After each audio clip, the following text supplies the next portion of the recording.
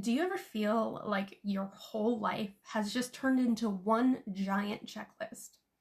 Wake up, get everyone where they need to be, handle the house, handle the work, answer the texts, pay the bills, remember the appointments, keep everything moving, go to bed exhausted. Do it again tomorrow. And somewhere in the middle of all of that, you stopped feeling like yourself. Your life looks good on paper, maybe even really good. You have the house, the job, the family, the kids, the husband. You built the life that you thought would make you feel settled, safe, happy. And honestly, maybe parts of it do. This is what makes this so hard to explain, because nothing is technically wrong. But inside, everything feels a little meh, flat, heavy, like you're just going through the motions. Like life quietly turned into one long to-do list, and somewhere along the way, you stopped actually living it. You're not falling apart. You're functioning. You're productive. You're reliable. You're the one that people count on. But if you're honest, sometimes you feel like a zombie in your own life. And maybe you have caught yourself thinking, I should be happier than I am. That thought carries so much guilt, doesn't it? Because you start judging yourself. Why do I feel like this? Why can't I just appreciate what I have? What is wrong with me? So let me tell you something that I wish someone had told me sooner. There's nothing wrong with you. You're not lazy. You're not ungrateful. You're not broken. And you're definitely not the only one feeling this way. If we haven't met yet, I'm Erica. I'm an emotional presence coach, and I help women who look like they are handling life just fine on the outside, but on the inside feel disconnected, emotionally flat, and stuck on autopilot to reconnect with themselves so that they can actually feel present, alive, and engaged in their own life again.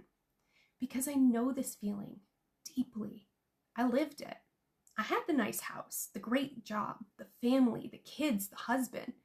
From the outside, my life looked exactly like the kind of life that I thought I was supposed to want.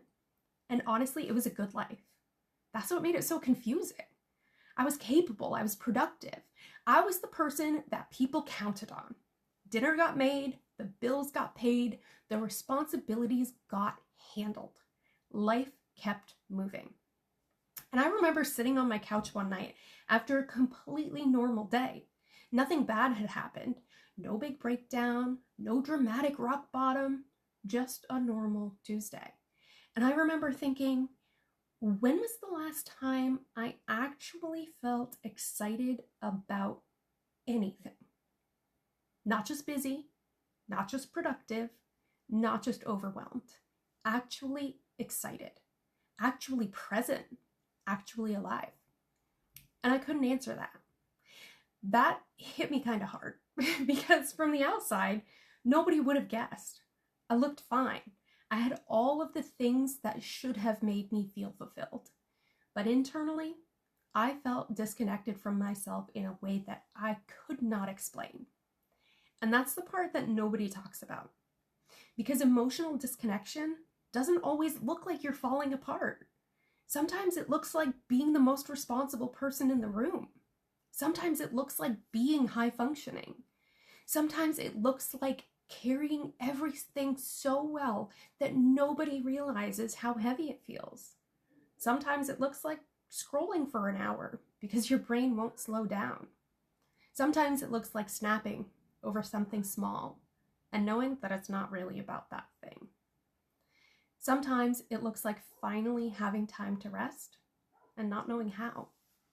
Sometimes it looks like sitting in a moment that should feel good and realizing that you're there, but you're not really there. You're just trying to get through the day. This happens when survival mode becomes your life, when your life becomes more about managing than actually experiencing.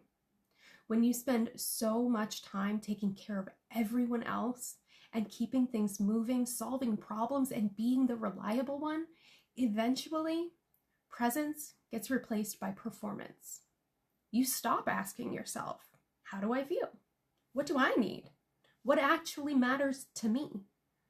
And life starts running on one question. What needs to get done next? That disconnection gets so normal that you start thinking maybe this is just adulthood. Maybe this is just life. Maybe everyone feels like this. Maybe this is just who I am now. But it's not. It's not your personality. It's not laziness. It's not failure. It's disconnection. And disconnection is not permanent. The goal is not fixing yourself. The goal is reconnecting with yourself. Not becoming someone new, but coming back to yourself. Coming back to joy. Coming back to peace. Coming back to laughing and actually feeling it. Coming back to rest that actually feels like rest. Coming back to a life that feels like yours again.